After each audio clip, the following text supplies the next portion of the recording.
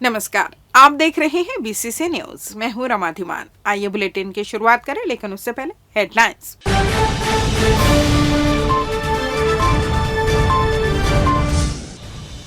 विभिन्न विकास कार्यों का सीएम करेंगे लोकार्पण। कार्यक्रम को लेकर कलेक्टर ने लिया जायजा।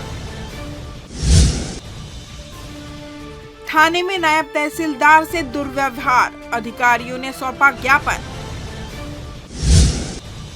पीएम सूर्य घर योजना, मुफ्त बिजली का लाभ, उपभोक्ताओं को सब्सिडी भी। और किसान की खेत में मिली लाश, हत्यारे की तलाश में जुटी पुलिस। हेडलाइंस के बाद खबरें विस्तार से। मुख्यमंत्री विष्णुदेव साय के 23 नवंबर को बिलासपुर आने की संभावना बन रही है। साय बिलासपुर शहर को स्मार्ट सिटी परियोजना के तहत करोड़ों रुपए के विकास कार्यों की सौगात देंगे।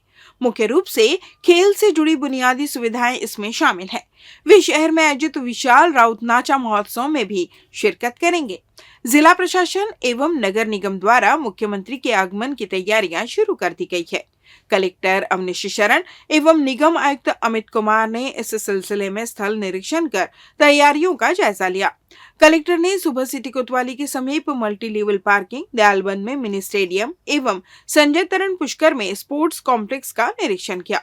मल्टी लेवल पार्किंग में ग्राउंड फ्लोर पर 46 दुकान और 3 मंजिला पार्किंग, 270 4 पहिया वाहन एवं 200 मोटर बाइक के पार्किंग की व्यवस्था है। स्मार्ट सिटी परियोजना के तहत 25 करोड़ 17 लाख की लागत से इसका निर्माण किया गया है।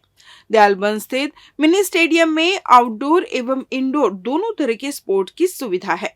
लगभग 22 करोड़ की लागत से निर्मित इस स्टेडियम में cricket, badminton, table tennis, snooker, squash और जिम की सुविधा मिलेगी। इसी तरह संजय तरण पुष्कर में 12 करोड़ की लागत से स्पोर्ट्स कॉम्प्लेक्स तैयार किया गया है। उन्होंने स्मार्ट सिटी और डीएमएफ से निर्मित मिनोचा कॉलोनी सड़क एवं सकरी सड़क का भी निरीक्षण किया। कलेक्टर ने कोनी में सिटी बस स्टैंड का भी अवलोकन किया।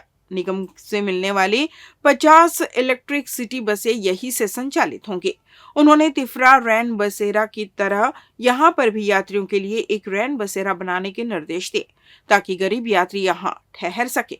कलेक्टर ने रिवर फ्रंट व्यू के सौंदर्यीकरण कार्य को भी देखा और दिशा निर्देश दिए। उन्होंने शहर के प्रवेश द्वार, लाल खदान और सीपत मार्ग का अवलोकन किया और इनकी साफ सफाई एवं डिवाइडर की रंग रोगन करने के निर्देश दिए। कलेक्टर ने कहा कि शहर के प्रवेश के दौरान ही उस शहर के बारे में लोगों के दिमाग में इमेज बनती है। कोटा तहसील अंतर्गत घोंगा जलाशय के डुबान क्षेत्र में आने वाले किसानों को वर्षों पहले मुआवजा देकर जमीन का अधिग्रहण किया गया था, जिसमें भूमिहीन हो चुके इस ग्रामीणों को बाद में उक्त जमीन को ही खाली पड़ी होने पर जीवन यापन के लिए कृषि कार्य के लिए दे दिया गया था।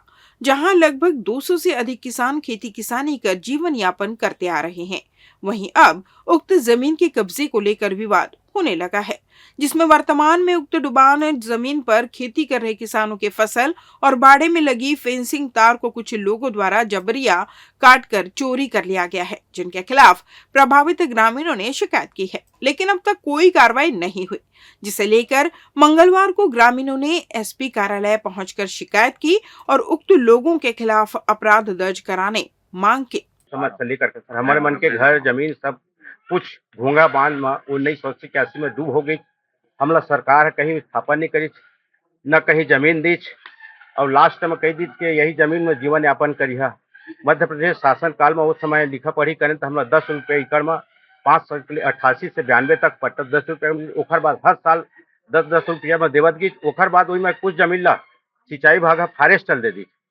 ओखर बावजूद भी हमन अभी भी काबिज रहें। वही में कुछ जमीन के फसल ला पीपर खूटी के ननकुइया बिसाहू ओखर पत्नी मन काट के ले गए और तार भी ले गए। थाना कोटा एवं एसडीएफ ऑफिस में रिपोर्ट करे पर थाना कोटा से फरमाइश नहीं दे, अभी तक कोई अपराध कायम नहीं हुए है। हमन दर दर के ठोकर खास सर हमारे ओखरों पास एक डिसमिल जमीन नहीं है, सब बेघर बार हैं। अभी तक हमारे पास नहीं। तखतपुर से बिलासपुर जा रही सिटी बस के बोनट में सकरी के पास अचानक आग लग जाने से हड़कंप मच गया, जहां आनन फानन में सभी सवारियों को सकुशल उतारकर उन्हें बचाया गया। मिली जानकारी के अनुसार तखतपुर से बिलासपुर की ओर जा रही सिटी बस में मंगलवार को लगभग 12 बजे बस के बोनट में अचानक आग लग गई, जिससे बस में सवार लोगों के बीच हड़कंप मच गया। जहां सभी तत्काल बस से नीचे उतर गए, वहीं आसपास के लोगों ने बस की बोनट में लगी आग को बुझाकर काबू किया, जिसे बाद में खींचकर बस डिपो लाया गया। इस हादसे से सिटी बसों की दयनीय स्थिति का आंकलन आसानी से लगाया जा सकता है। सरकंडा थाना में बस्तर में पदस्थ नायब तहसीलदार पुष्पराज मिश्रा और उसके भाई के साथ हुए दुर्व्यवहार और पुलिसिया कार्रवाई के मामले को लेकर अब कनिष्ठ प्रशासनिक अधिकारी संघ सामने आ चुका है, जिनके द्वारा नायब तहसीलदार के समर्थन में आकर पुलिस को कार्रवाई को गलत ठहराते हुए जांच कर दोषी पुलिसकर्मियों के खिलाफ कार्रवाई की मांग की जा रही है, जिसे लेकर मंगलवार को कनिष्ठ प्रशासनिक अधिकारियों ने कलेक्टर और एसपी को ज्ञापन सौंपा, जिन्होंने ज्ञापन सौंपकर कहा कि अगर मामले में उचित कार्रवाई नहीं होती है तो आगे संघ द्वारा रणनीति बनाकर विरोध प्रदर्शन किया जाएगा। वहीं मामले में अतिरिक्त पुलिस अधीक्षक उदयन बेहार ने कहा कि मामले को लेकर जांच की जा रही है, जो भी तथ्य सामने आएंगे उसके आधार पर कार्रवाई की जाएगी। देखिए, हमारे जो साथी है नायब तहसीलदार पुष्पराज मिश्रा, जो कि बस्तर जिला में पदस्थ हैं, अपने घर परिवार से मिलने, उनका गृह जिला बिलासपुर है, उनने मिलने के लिए वो रात में ट्रेन से आए, रात के 4 बजे ट्रेन से आए। उसके भाई और उसके पिताजी उसको लेने के लिए गए, और जब वो वापस घर की ओर लौट रहे थे, उस बीच में 2 कांस्टेबलों ने उनको रोका, उनके साथ अभद्रता की है। उन्होंने उतरते ही जैसे उन्होंने रोका, उनको परिचय बताने के बाद कि वो नायब तहसीलदार है, कार्यपालिक मजिस्ट्रेट है, उनके जो पिता है, उनके भाई है, वो भी शासकीय सेवक है, उसके बताने के बावजूद उनके साथ अभद्रता की गई। उनको थाने में बिठाया गया, ज़बरदस्ती उनको जो फूँकने की जो मशीन होती है जिसमें शराब जाँच होता है, उसको ज़बरदस्ती फूँकवाया गया। कुछ भी उसमें नहीं निकलने के बाद ज़बरदस्ती खुद फूँक कर फिर से उनको फूँकवाया गया। उसको सिम्स ले जाया गया मुलाहिजा करवाने के लिए। उन्होंने उसका विरोध किया कि परिवार वालों के समक्ष हो। तो तीनों जो परिवार के जो सदस्य हैं, उनके साथ थाने में बहुत अभद्रता हुई है, मारपीट भी हुआ है, बहुत ज़्यादा गाली-गलौज भी हुआ है। बाद में एसडीएम साहब लोगों से बात करवाने के बाद, कलेक्टर साहब से बात कराने के बाद उनको भी कि कलेक्टर हमारा अधिकारी नहीं है, हम उनका क्यों सुनेंगे। मतलब ऐसी चीज़ें थाने में हुई हैं। इससे जो डर का माहौल है, और पूरे जो साथी है नायब तहसीलदार, पूरा संघ, कनिष्ठ प्रशासनिक सेवा संघ है, वो इनके साथ है, और जब तक इनको न्याय नहीं मिलेगा तब तक पूरा संघ उनके साथ खड़ा रहेगा। क्योंकि ये घटना जब एक मजिस्ट्रेट के साथ हो सकता है, कार्यपालिक मजिस्ट्रेट के साथ पुलिस ऐसा कर सकती है, तो फिर आम आदमी के साथ कैसा व्यवहार पुलिस करती होगी। संघ इसमें निष्पक्ष जांच चाहता है, एडीएम स्तर का जांच चाहता है। इसके लिए हमने अभी कलेक्टर साहब को भी ज्ञापन सौंपा है। उनके तरफ से सकारात्मक कार्रवाई की मिली है, और अभी हमने यहाँ पर एडिशनल एसपी साहब को भी ज्ञापन सौंपा है। उन्होंने भी जो है इसमें आईजी स्तर से जो टीम गठित हुई है जांच के लिए, उसमें गठन का उन्होंने आश्वासन दिया है। और जब तक हमारे साथी को न्याय लेते हैं छोटा सा ब्रेक। पिछले 17 वर्षों से रियल एस्टेट के क्षेत्र में दे रहे हैं अपनी सेवाएं, और लगातार शहर की जनता को एक नई लिविंग लाइफस्टाइल। अपने कार्यों एवं सेवाओं के माध्यम से लाखों लोगों की उम्मीदों को दिया है आकार। इसलिए जिले में ही नहीं, पूरे प्रदेश में इनकी पहचान है बरकरार। आपके सपनों के घर को हकीकत में बदल कर है दिखाना, इसलिए आपके लिए लेकर आए हैं भाटी आशिया।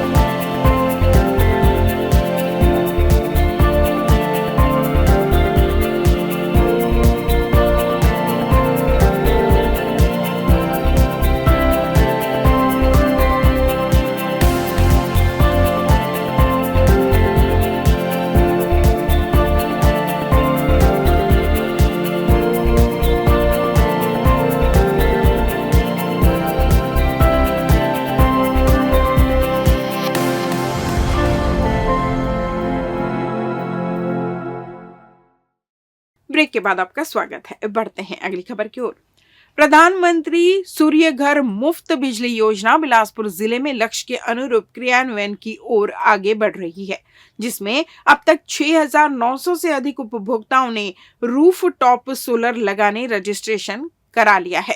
मंगलवार को कलेक्टर अवनीश शरण ने योजना की समीक्षा की और आवश्यक निर्देश दिए। प्रधानमंत्री सूर्य घर मुफ्त बिजली योजना के तहत घरेलू उपभोक्ताओं को लाभान्वित कर परंपरागत ऊर्जा के प्रति प्रोत्साहित किया जा रहा है, जिसके लिए व्यापक स्तर पर प्रयास किए जा रहे हैं।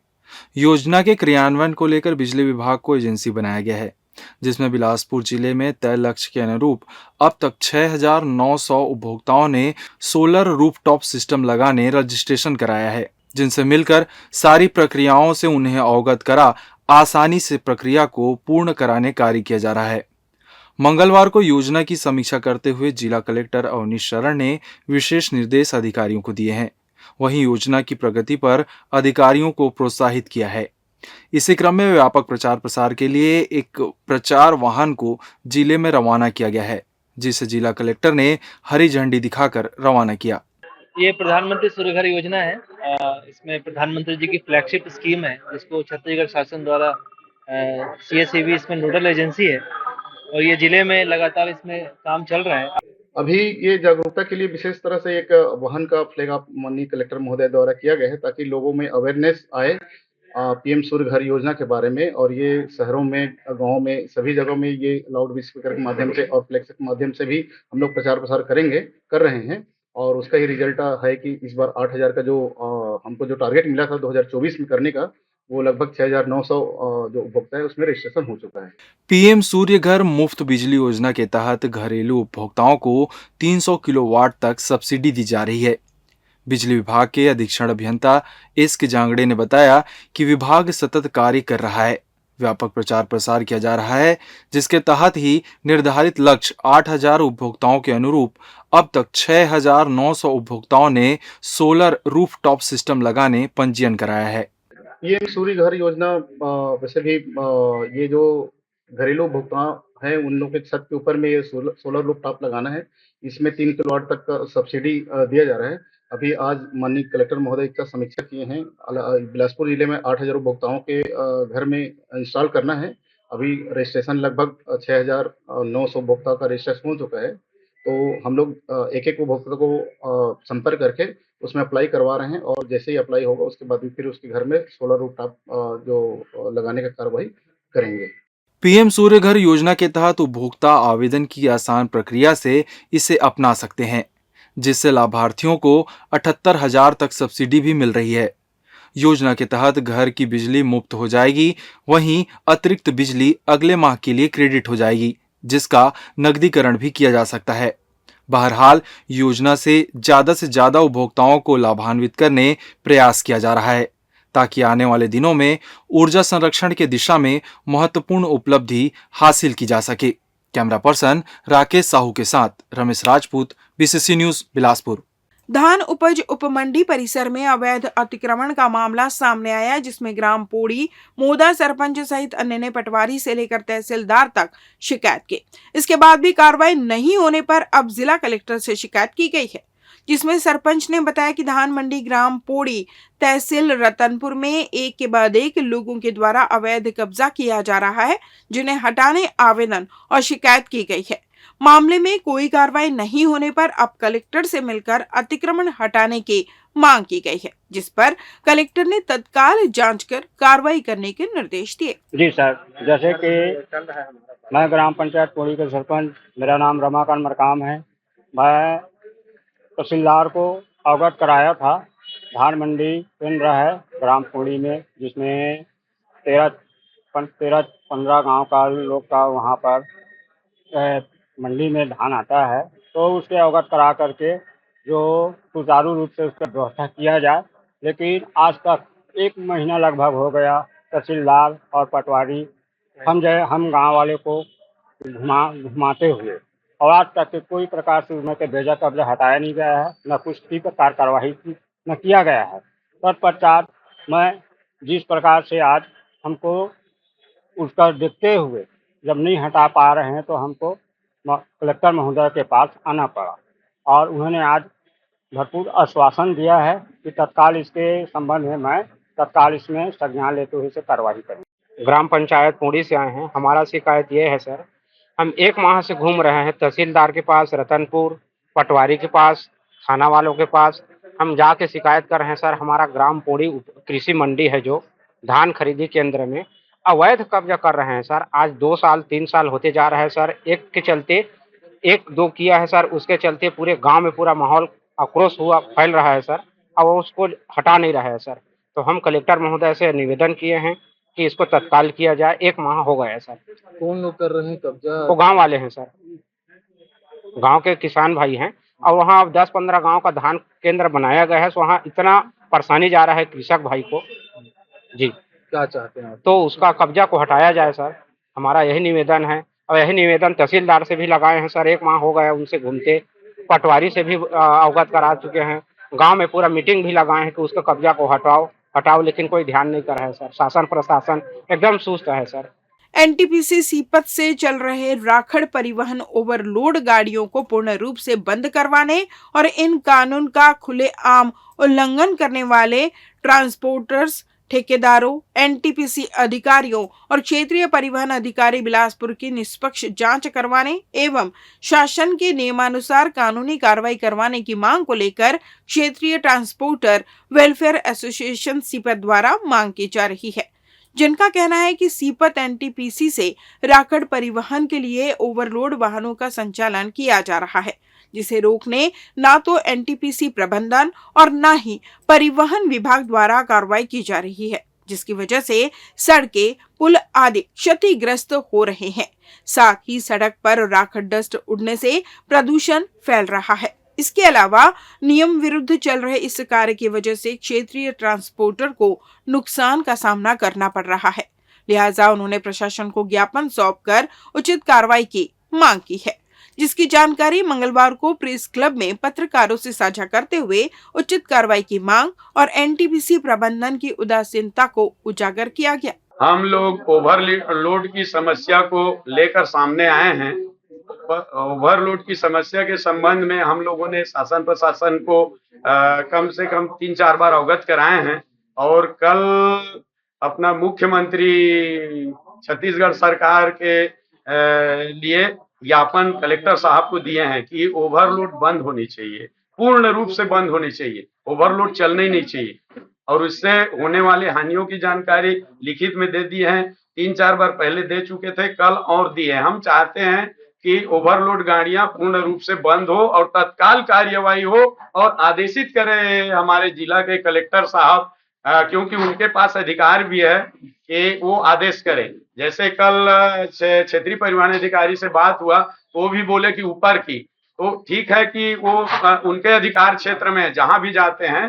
कल उप पुलिस अधीक्षक से मुलाकात किए, इसी संबंध में लेटर को लेके वहां पावती दिए, फिर लेके गए तो उन्होंने बोला कि ये हमारे अधिकार क्षेत्र का नहीं है, आप जाके संपर्क करो क्षेत्रीय परिवहन अधिकारी के। तो उनसे बात किए तो वो ऊपर की बात करते हैं। तो जिला के मालिक हैं कलेक्टर साहब, हमने आवेदन दिया है, मुख्यमंत्री के नाम ज्ञापन दिया है, वो आदेशित करे माने कि ओवरलोड वहां से ना निकले और एनटीपीसी कांटा करा के भेजे, वेट ब्रिज करा के भेजे और उसको बिल्टी दे, पर्ची दे बाइज्जत। तो जहां कहीं पे जरूरत भी पड़ेगा, शंका भी यदि हम लोगों को होती है किसी लोगों को, तो वहां पे वो बिल्टी दिखाएगा, उसमें पता चल जाएगा 1 नंबर का पर्ची ना कि वो लिख के दे। अभी क्या कर रहा था, आदेश के बाद इन्होंने चालाकी से अपने राइटिंग से लिख के देते थे, अपने पास वो भी है राइटिंग वाला, तो राइटिंग से तो नहीं चलेगा ना। अभी आप लोग आगे क्या करेंगे अगर आप लोग की आगे यदि नहीं होगी तो हम लोग आगे उग्र रूप में चक्का जाम करेंगे, अपनी बात को रखेंगे। भाई ये बोल रहे हैं कि चक्का जाम करना अनुचित है, संवैधानिक है, तो क्या ओवरलोड चलना संवैधानिक है? जब वो संवैधानिक नहीं है, उसमें कार्यवाही करने में आप क्षमता नहीं दिखा रहे हैं, तो फिर कैसे हम लोगों पे कार्यवाही करेंगे? तखतपुर थाना क्षेत्र में मंगलवार सुबह एक किसान की उसी के खेत में संदिग्ध अवस्था में लाश मिलने से सनसनी फैल गई। सूचना के बाद मौके पर पहुंची पुलिस ने फॉरेंसिक और डॉग स्क्वाड की टीम को सूचना दी और आगे की जांच कार्रवाई में जुट गए। मिली जानकारी के अनुसार तखतपुर थाना क्षेत्र के ग्राम पकरिया निवासी राम मनोहर कौशिक उम्र 38 वर्ष रोज की भांति सोमवार की रात घर से खाना खाने के बाद फसल को मवेशियों से बचाने गांव के बाहर खेत की रखवाली करने गया हुआ था, जो मंगलवार सुबह तक घर नहीं पहुंचने पर राम मनोहर का बेटा अपने पिता को देखने खेत पहुंचा तो देखा कि उसके पिता बोरवेल के पास अचेत अवस्था में पड़ा हुआ है और उसके गले में बोर कनेक्शन वाला केबल वायर गले में लिपटा हुआ था। वहीं सिर से खून बह रहा था, जिसके बाद मृतक के बेटे ने इसकी सूचना अपने अन्य परिजनों को दी। फिर सूचना तखतपुर पुलिस को दी गई। मौके पर पहुंची पुलिस ने मामला संदिग्ध प्रतीत होने पर अपने उच्च अधिकारियों को सूचना दी। फॉरेंसिक और डॉग स्क्वाड की टीम को भी सूचना दी गई। वहीं किसान राम मनोहर की हत्या क्यों और किसने की, यह पुलिसिया जांच में सामने आएगा। फिलहाल तखतपुर पुलिस आगे की जांच कार्रवाई में जुट गई है। इस बुलेटिन में बस इतना ही। अगले बुलेटिन में आपसे होगी फिर मुलाकात। तब तक मुझे दीजिए विदा। नमस्कार।